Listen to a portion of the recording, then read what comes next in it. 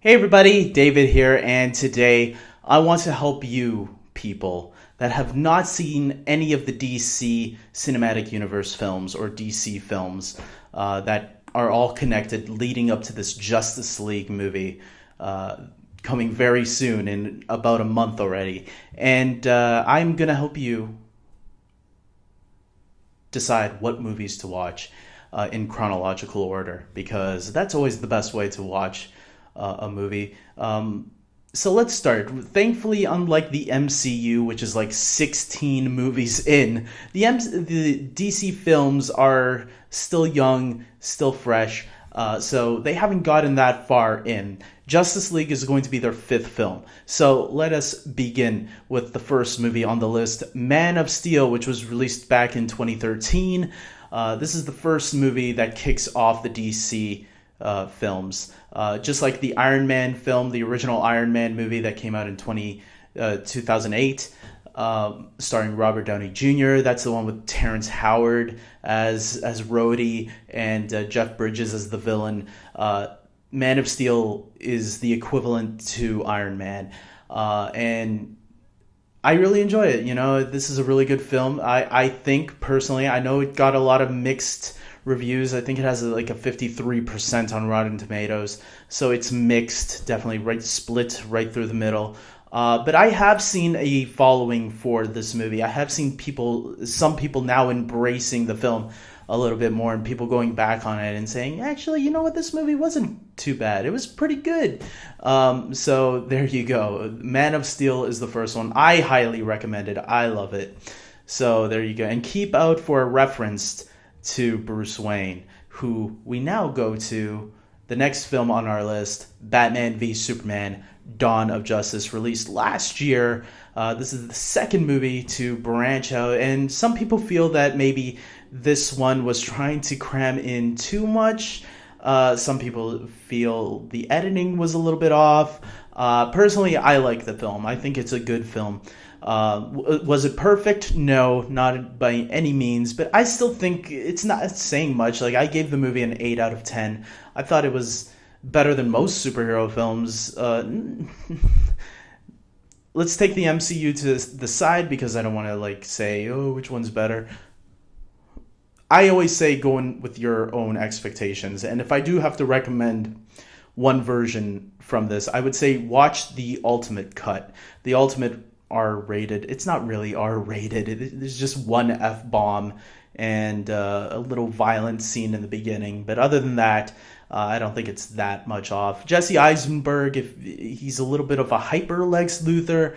At first, I remember not enjoying his performance so much, but as time went on, I actually look at his performance a little bit differently, and actually, I kind of enjoy it a little bit more. Now I don't think it's as bad as people made it out to be. And I actually think, okay, I see what they were going for, but if they wanted the Joker, they should have just made him the Joker. And moving on. So this also introduces us to Ben Affleck as Batman and Gal Gadot as Wonder Woman. And then we go on to our third film on this list, Suicide Squad. Instead of having the heroes be the center point, we have the villains being the center point, such as Margot Robbie as Harley Quinn, Will Smith as Deadshot. We also get Captain Boomerang and a whole couple of others. Batman has a cameo. Joker's also in the movie for some limited time.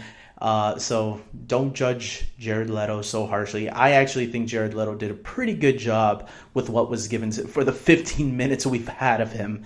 But other than that, yeah, the movie's a fun little film.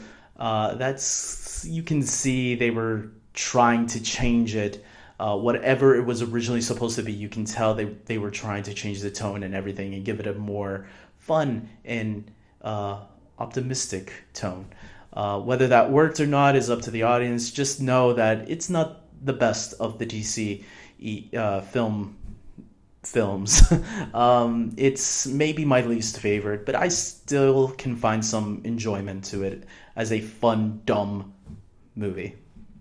Finally, we get to the fourth movie on our list, and this is Wonder Woman. This movie came out this year, back in June, and a lot of people might be confused because this one takes place during World War I. So shouldn't that put this movie like way before the others that I just mentioned.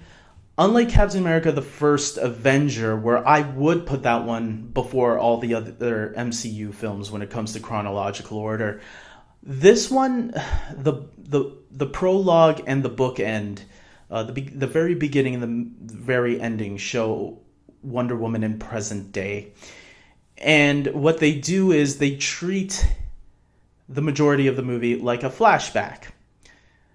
Because Wonder Woman is narrating a little bit, and you do see the photograph that she was trying to get from Lex Luthor in Batman v Superman.